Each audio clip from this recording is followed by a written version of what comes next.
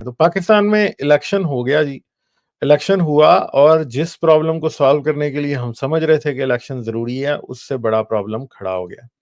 पाकिस्तान में I think कि ये इलेक्शन सबसे कंट्रोवर्शियल इलेक्शन होने वाला है, क्योंकि पाकिस्तान की जो इलेक्शन से अब साबित भी हो गया कि जो सबसे पॉपुलर पॉलिटिकल पार्टी थी पाकिस्तान तहरीक इंसाफ, उसके उसको तो सिंबल नहीं दिया। उनके लोगों ने आज़ाद इलेक्शन लड़ा, ठीक है? और बाकी पार्टीज़ जो हैं, उनकी तरफ से जो है वो हमें जो चीज़ देखने में दिखाई दे रही है कि अभी कोई भी पार्टी एक सिंपल मेजॉरिटी तो कोई भी पार्टी नहीं ले पाई। इवन कि अगर पीपीपी के पीटीआई के जितने भी लोग जो हैं, जो आज़ाद उम्मीदवारों के तौर पे या इंडिपेंडेंट कैंडिडेट्स के तौर पे लड़े थे, उनको भी किसी पार्टी में जाना पड़ेगा। पार्टी वो कोई छोटी-मोटी पार्टी ऐसी हो सकती है जो कि इलेक्शन कमीशन से मंजूर पार्टी हो फिलहाल, क्योंकि उन्होंने पीटीआई के ऊपर तो जो है ना, ये उनका तो सिंबल उन्होंने डिस्क्वालीफाई कर दिया था।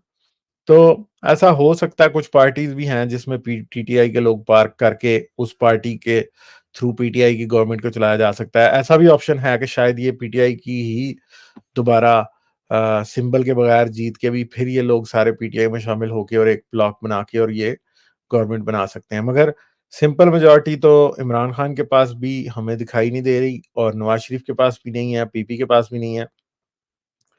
तो ऐसा हो सकता है कि आइदर पीटीआई जो है वो किसी दूसरी पार्टी के साथ अलायंस कर ले, जिसमें हमें ये तो नजर आ रहा है कि नून लीग के साथ तो वो नहीं करेंगे, मगर वो पीपी के साथ शायद अलायंस वो भी कर सकते हैं। मगर दूसरी तरफ नवाज शरीफ ने भी कल यही ऐलान किया था कि जी हम पीपी के साथ अलायंस करेंगे और हम दोबारा पीडीएम 2.0 या जो भी आप उसको कह लें, वो दोबारा से करेंगे करेंगे शुरू। मगर अब प्रॉब्लम ये है कि क्या ऐसा कोई सिंपल सी सिचुएशन है ये तो हमें मुझे तो ऐसे लग रहा है कि शायद पीटीआई वाले गवर्नमेंट नहीं बनाएंगे। पीटीआई के साथ शायद, क्योंकि इस टाइम एस्टेब्लिशमेंट की तरफ से जो इशारा है वो नून लीग और पीपी को यही है कि वो दोनों ही पीटीआई के साथ नहीं मिलेंगे। और अगर पीपी जो है वो पीटीआई के साथ मिलती है तो जाहिर बात है कि एस्टेब्लिशमेंट, यहाँ तो पीटीआई की और एस्टेब्लिशमेंट की कोई डील हो आपस में, जिसमें आज एक ये भी खबर आ रही थी कि आज कुछ जनरल्स और सदर आरिफ अलवी जो हैं वो अडयाला जेल आए हैं मिलने के लिए इमरान खान से। तो इस बारे में अब कुछ कहा नहीं जा सकता कि क्या होगा, मगर एक शर्मनाक हकीकत हमारे सामने ज़रूर खुल के आ गई है। वो ये है कि इस बार पाकिस्तान की एस्टेब्लिशमेंट के खिलाफ वोट पड़ा है और एस्टेब्लिशमेंट के खिलाफ जो वोट पड़ा है वो पीटीआई को पड़ा है। और पीएमएलएन और पीपीपी जो है वो कोई उनकी कोई खास अच्छी पोजीशन नहीं है, बल्कि बहुत सारी जगहों पे तो जबरदस्त किस्म के इल्जामात लग रहे हैं कि पीएमएलएन के जो लोग जीते हैं वो धांधली से जीते हैं। तो अब प्रॉब्लम ये है कि पाकिस्तान की एस्टेब्लिशमेंट का जो इशू है वो जो हमारे सामने आ रहा है वो ये है कि वो एक गलती को सुधारने के लिए दूसरी गलती और दूसरी गलती को सुधारने के लिए तीसरी गलती करती चली जा रही है।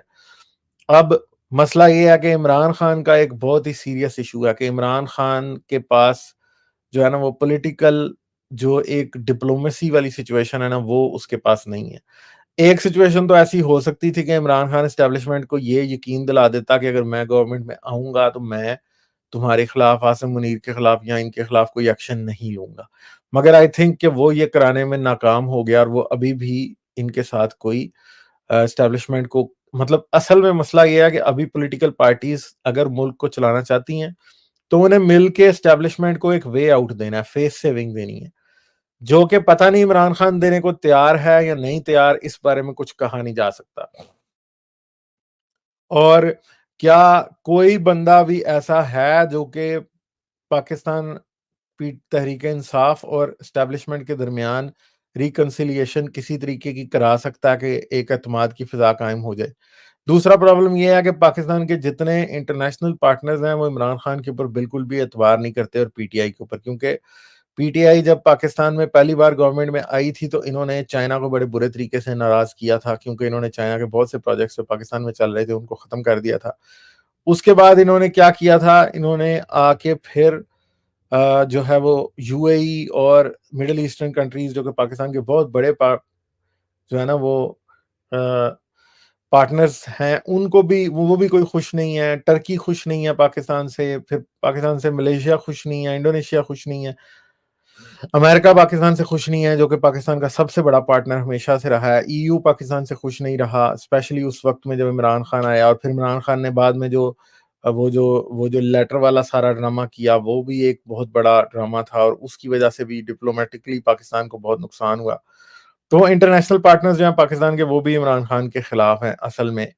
अब प्रॉब्लम ये है कि अवाम ने तो इमरान खान को मैंडेट दे दिया ना भाई, कि उन्होंने वोट्स डाल दिए, और इतनी इतनी ज्यादा पाबंदियों के बावजूद भी अगर पीटीआई एक सिग्निफिकेंट नंबर धांधली के बावजूद भी आप तकरीबन 100 सीटें उनके पास देख रहे हैं, तो इसका मतलब पीटीआई का फिर ये तो मानना पड़ेगा कि वो पाकिस्तान की अवाम ने तो उनको ही मैंडेट दिया।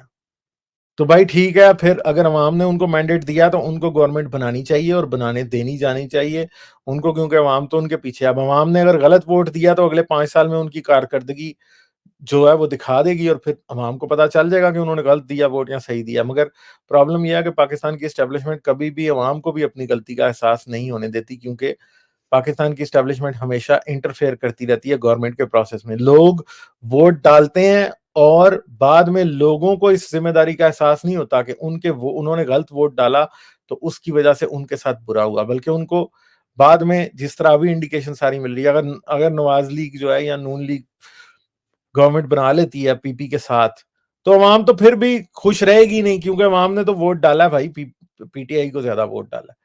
तो जब उन्होंने पीटीआई को ज्यादा वोट डाला है, तो भाई फिर आप कैसे कह सकते हैं कि अवाम फिर इस चीज की रिस्पॉन्सिबिलिटी लेगी जो कुछ भी नून लीग करेगी? बल्कि वो तो फिर अगली बार फिर वो, क्योंकि उन्होंने जिसको वोट डाला उसको तो आपने आने नहीं दिया, ठीक है। अब आप चाहे जो मर्जी कर लें, जैसे मर्जी कर लें, एक चीज तो सामने नजर आ गई है कि डेमोक्रेटिक प्रोसेस के थ्रू अगर कोई जमात सिंपल मेजोरिटी पाकिस्तान में इस टाइम ले सकती है, तो वो तो पीटीआई ही है। अब धांधली कितनी हुई है वो एक अलग क्वेश्चन है, और मेरे ख्याल में तो बहुत ज्यादा धांधली हुई है, और पीछे से जो स्केयर टैक्टिक्स चलते आ रहे थे अभी 9 मई के बाद से, वो तो हमारे सामने ही है कि कितनी देर से क्या कुछ हो चला जा रहा था।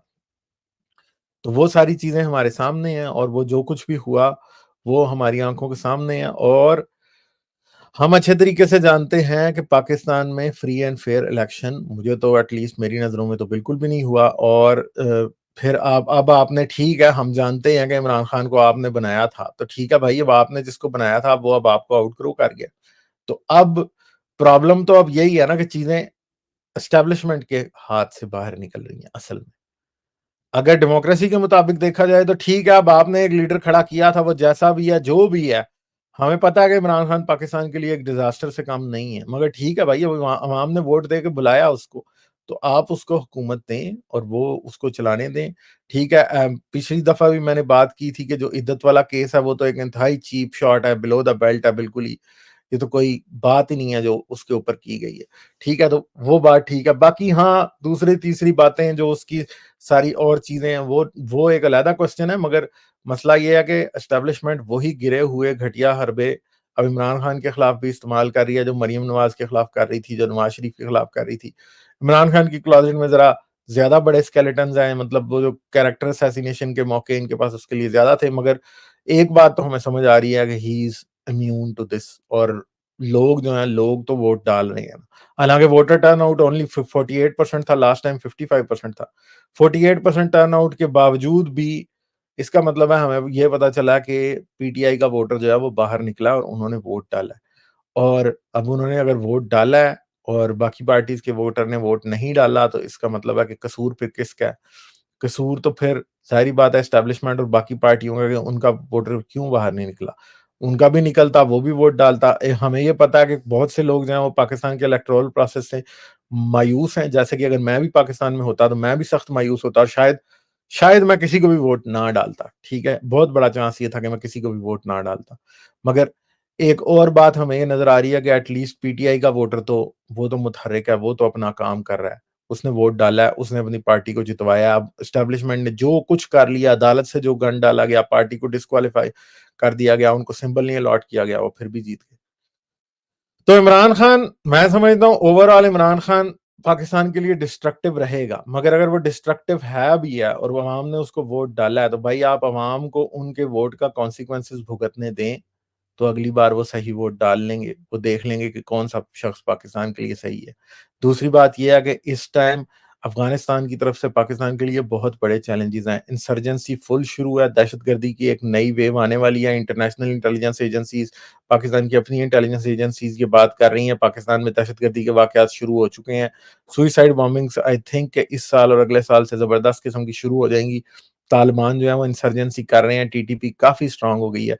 और पीटीआई की गवर्नमेंट जब भी केपी में आती है तो वो दहशतगर्दों के खिलाफ कोई एक्शन नहीं लेती। एस्टेब्लिशमेंट का एक बहुत बड़ा कंसर्न फिलहाल ये भी है, क्योंकि पीटीआई जो है वो हमेशा वफाक से लड़ती रहती है, वो एस्टेब्लिशमेंट से लड़ती रही है। पिछले दौर में भी वो नवाज शरीफ के दौर में वो वफाक के साथ लड़ रही थी, और पिछले दौर में भी जो अभी पीटीआई का गुजरा है, इन्होंने कोई काम नहीं किया दहशतगर्दी के खिलाफ, जिसकी वजह से दहशतगर्दी दोबारा शुरू हो गई। तो ये भी एक बहुत बड़ा चैलेंज है, पाकिस्तान को बहुत सारे चैलेंजेस फेस हैं। फिर पाकिस्तान का एक और भी एक इकोनॉमिक कॉरिडोर भी बनने जा रहा है, जो कि सऊदी अरब और यूएई की गारंटी के ऊपर है कि ईरान और पाकिस्तान से गुजर के ट्रेड रूट्स जो हैं, बाय लैंड ट्रेड रूट्स जो हैं, वो जाएँगे इंडिया तक, और वो पाकिस्तान की किस्मत भी बदल सकता है, क्योंकि फॉरेन रेवेन्यू उसकी वजह से बहुत आ सकता है।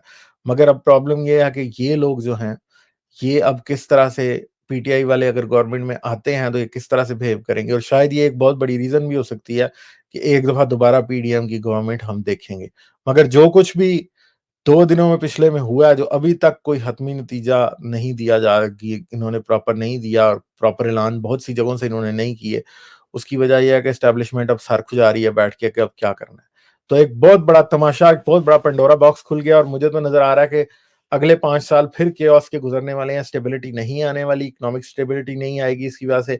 दूसरी बात है कि इवन के नवाज शरीफ अगर प्राइम मिनिस्टर बनने की कोशिश भी करता है, तो नवाज शरीफ जिन 2 सीटों से जीता है, वो दोनों की दोनों जो है वो क्या हो गई हैं, कॉन्टेस्ट हो गई हैं, अदालत में जाएगा वो, और सारी रिकाउंटिंग होगी और सब कुछ होगा। इवन कि अगर कोई प्राइम मिनिस्टर भी बनते हैं, बड़े-बड़े लोग जो नून लीग के प्राइम मिनिस्टर भी बनते हैं, वो ऐसी सीट, कुछ सीटों से ऐसियों से जीते हैं जहाँ पे धांधली के सख्त इल्ज़ामात हैं, और वो हलके खुल जाएँगे।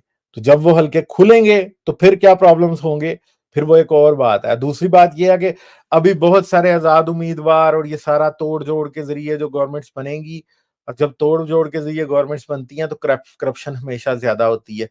जब भी इस तरह की गवर्नमेंट्स बनती हैं जिनके अंदर कोएलिशंस होती हैं, जैसे पीटीआई, पीएमएलएन की कोएलिशन होगी, करप्शन ज़्यादा होगी, इंस्टेबिलिटी ज़्यादा होगी, क्योंकि हर कोई अपनी-अपनी तरफ चीज़ें खींच रहा होगा, कोई वज़ारतें माँग रहा होगा, कोई क्या कर रहा होगा।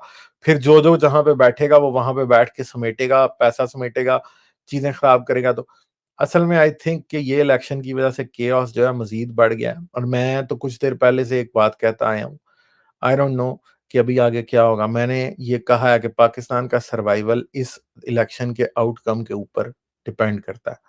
अब ये सोचने की बात है कि अगले 5 साल जो गवर्नमेंट अब आएगी, वो प्रॉपर्ली ऑपरेट कर पाएगी कि नहीं। अगर ये गवर्नमेंट इकोनॉमिक स्टेबिलिटी लाने में नाकाम हो गई, तो पाकिस्तान टूट भी सकता है। बिल्कुल 100% पाकिस्तान का एंड हो सकता है। पाकिस्तान उस जगह पे अब खड़ा है। पाकिस्तान के फॉरेन चैलेंजेस बहुत ज़्यादा हैं, डोमेस्टिक चैलेंजेस बहुत ज़्यादा हैं, इकोनॉमी के बहुत बुरे हालात हैं, और बहुत से प्रॉब्लम्स हैं जो कि ख़त्म होने में नहीं आ रहे। तो अगर इस गवर्नमेंट, जो भी लोग अब गवर्नमेंट बनाएँगे, अगर वो इकोनॉमिक स्टेबिलिटी ना ला सके, तो ये बात कन्फर्म है कि फिर पाकिस्तान का सर्वाइवल मुश्किल हो जाएगा, फिर पाकिस्तान टूट भी सकता है। और इस टाइम एस्टेब्लिशमेंट पीटीआई की लड़ाई के अंदर आई थिंक कि इकोनॉमिक स्टेबिलिटी आना नामुमकिन होगा। अगर पीटीआई गवर्नमेंट नहीं बनाती, तो फिर भी डेफिनिटली हमें एक बात तो पता है कि पीटीआई फिर कहीं जा तो नहीं रही। इतना वोट अगर उन्होंने इस बार लिया, तो वो अगली बार भी वोट लेंगे, फिर वो 5 साल बाद इलेक्शन में आएँगे। क्या उस टाइम भी एस्टेब्लिशमेंट उनका रास्ता रोकना चाहेगी या नहीं, ये अब एक अलग बात है। फिर हम ये जानते हैं कि आसिम मुनीर को अब तकरीबन कुछ 1 साल से ज़्यादा अरसा, 1 साल के करीब अरसा होने को आ गया है, ठीक है जी। 1 साल से ऊपर हो गया है। 2 साल उसके मज़ीद रहते हैं, और हमें ये पता है कि पाकिस्तान में जब भी नया आर्मी चीफ बनना होता है या आर्मी चीफ की एक्सटेंशन होनी होती है, तो पॉलिटिकल और इकोनॉमिक इंस्टेबिलिटी जो है वो अपनी पीक पे पहुंच जाती है। तो इसका मतलब है कि 2025 का जब नवंबर आने वाला होगा, जब यहाँ तो आसिम मुनीर ने रिटायर होना है या उसने एक्सटेंशन लेनी है, तो उस टाइम फिर तमाशा शुरू हो जाएगा, फिर लड़ाई झगड़ा, मार काट हो सकता है कि उस टाइम की गवर्नमेंट, अगर जो भी गवर्नमेंट में होता है, वो आसिम मुनीर को अगर एक्सटेंशन दे रहा है, तो मसला ये है कि एक्सटेंशन जब किसी चीफ को मिलने वाली होती है, तो अंदर से आर्मी के दूसरे ग्रुप्स जो होते हैं, वो जान के इंस्टेबिलिटी क्रिएट कर रहे होते हैं, वो पूरी कोशिश कर रहे होते हैं कि आर्मी चीफ को एक्सटेंशन ना मिले ताकि नया आर्मी चीफ आए। मगर प्रॉब्लम ये है कि अब क्या होगा, अब हम नहीं जानते अगली बार क्या होगा। आसिम मुनीर के बारे में कुछ लोग कहते हैं कि वो सबसे स्ट्रांग आर्मी चीफ है, और कई बार जगह पर यह भी लगता है कि उसका पूरा कंट्रोल नहीं है और वो चीजों को प्रॉपर्ली कंट्रोल नहीं कर पा रहा। तो अब असल में जो उन्वान है या जो साइंस हैं वो कोई अच्छे नहीं है। आई थिंक कि अब जो भी गवर्नमेंट बनेगी, अगर उसने मेच्योरिटी का सेंस ऑफ रिस्पॉन्सिबिलिटी नहीं उन्होंने दिखाया, मेच्योरिटी नहीं दिखाई, तो फिर क्या होगा? फिर पाकिस्तान और इकोनॉमिक स्टेबिलिटी वो नहीं ला सके, पॉलिटिकल स्टेबिलिटी नहीं ला सके, तालिबान के चैलेंजेस को नहीं डील कर पाए, तो डेफिनेटली पाकिस्तान बहुत ही बुरी साइड पे चला जाएगा। और ज़ाहिर तो ऐसे लग रहा है कि ऐसा मुमकिन नहीं दिखाई दे रहा। लाइक, शेयर और सब्सक्राइब करना मत भूलें। इसके साथ साथ आप मेरे चैनल को पेट्रियन पर सपोर्ट कर सकते हैं। पेट्रियन का लिंक वीडियो की डिस्क्रिप्शन में है।